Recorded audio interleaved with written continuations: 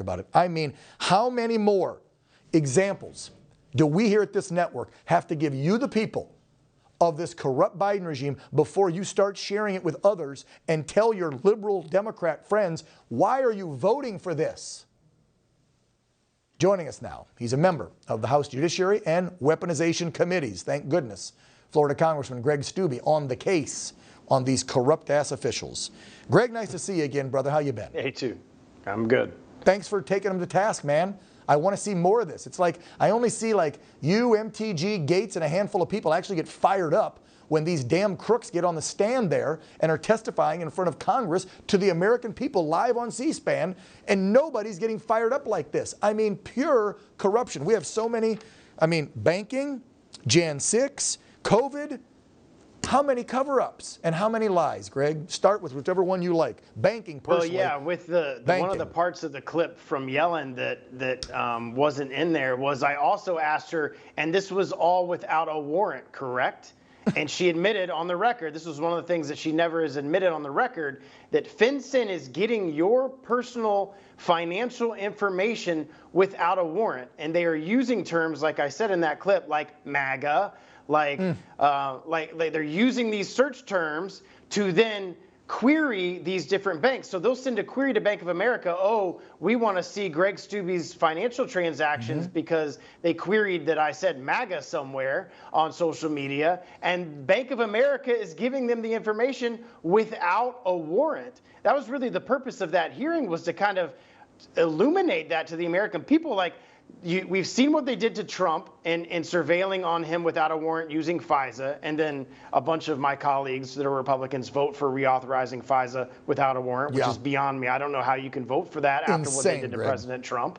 And like, all of these things are happening behind the scenes, and we're trying, Jim Jordan with the Weaponization Committee, and we're trying as best we can to show the American people. Of course, mainstream media isn't going to show those clips or talk about that, but folks like your viewers that see the corruption that's going on out there, saying we have actual evidence, emails from these guys that were reaching out to Amazon, getting upset with Amazon because they wouldn't take down books, because they wouldn't take down posts on Facebook, because they wouldn't take down posts on Twitter. It's amazing how these people that work for Joe Biden, the one guy is now working for Joe Biden's campaign, Flattery, which is part of the ones that were doing all of this disinformation campaign. It's amazing how deep the deep state is, and we need more people up here fighting against it. No kidding. I would think I'd be able, if I found out that my Wells Fargo, B of A, whoever, gave the information to the government with no warrant, not only should I be able to sue the damn government for invasion of my privacy, but the bank that let it go. And as far as the COVID books and the social media posts,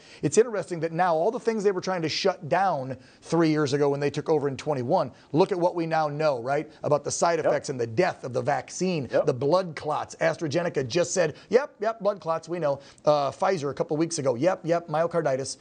The mask didn't work, the lockdowns didn't work, the 6 foot distance, none of that stuff worked. And we were saying it here, and we were called killers. We got censored for saying that stuff about COVID. And now we know why. They were trying to shut it all down, and now we know it's the truth. Wow, Greg, so many questions about so much other stuff. I got to throw this one out real quick just because it's been the talk of the town. What's going to happen with the motion to vacate Speaker Johnson? Is MTG going to keep moving forward? Are we putting that on the back burner? Because I know we only have a 1-seat majority. What's your thoughts on it? Yeah, I don't know what the latest is other than they've had several meetings. They had another meeting today, I think this afternoon, and the talks apparently are ongoing. There's now, it's been reported now, so I'm not divulging any confidentiality of certain demands that Marjorie and Thomas Massey have. The issue that I have with some of those demands is a lot of that stuff's already happened. No more money for Ukraine. Ukraine just got $60 billion. My district still hasn't gotten tax relief from Hurricane Ian, but we're going to send almost $200 billion to Ukraine. That's already gone. They want to defund the Jack Smith investigation. The time to do that was during the minibus that reauthorized the funding for the DOJ. If you pass Matt Gaetz's bill that defunds the investigation, that's not going to pass the Senate. You have to use the appropriations process to try to accomplish some of these policy goals, and we haven't done that. So I don't know what her intentions are going forward. Going into this week, she was going to call it. all of the Democrats, well, most of them anyways, because their leaders have said on the record that they would vote no or vote yes to table it. So procedurally, they would just table it. So the vote will actually to vacate actually will not happen because the Democrats have said that they will save Mike Johnson. Okay. Final one to so you. Even if she does call it, it won't happen. It won't happen. Final one, too, with a few seconds left. I know that 49 GOP senators have already told Biden, don't send us this pandemic treaty, back to the COVID coverage, because this month is the deadline for the WHO, the big, dirty, nasty WHO wants the entire globe to obey them on the next plandemic. And so our country has to let them know if we're going to sign on to this treaty, which means we will have to follow the WHO's guidelines if they come up with another plandemic. Your thoughts on us bowing down to the WHO? This won't happen, right? Yeah, God, I hope not. If Joe Biden is stupid enough to sign it because he wants globalism and he doesn't believe in America first, it's my understanding that the Senate has to ratify that agreement, and it doesn't sound like that they would get the majority of votes in the Senate for that. Okay. I mean, that's just the march towards socialism, globalism, communism that the left has right now. Right. Do you need 60 or a simple majority? You need 60 for something like that, right?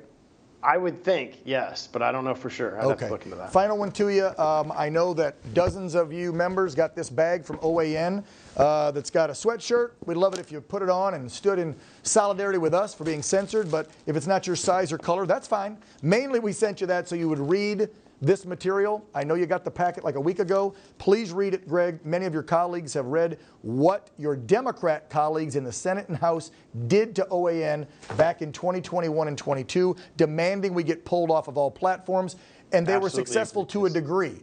We now want to go after them, expose them for complete and blatant censorship. Can we count on your support? Absolutely, and another example of the deep state going after conservative thought leaders and conservative broadcasters. And if it doesn't fit, I'll still try to wear it and get a cool pic. Thank you, Greg. We appreciate you, Mr. Stubbe. Take care, brother. Right. Have a good day. See ya.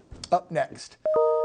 Well, I said it like 2 years, 2.5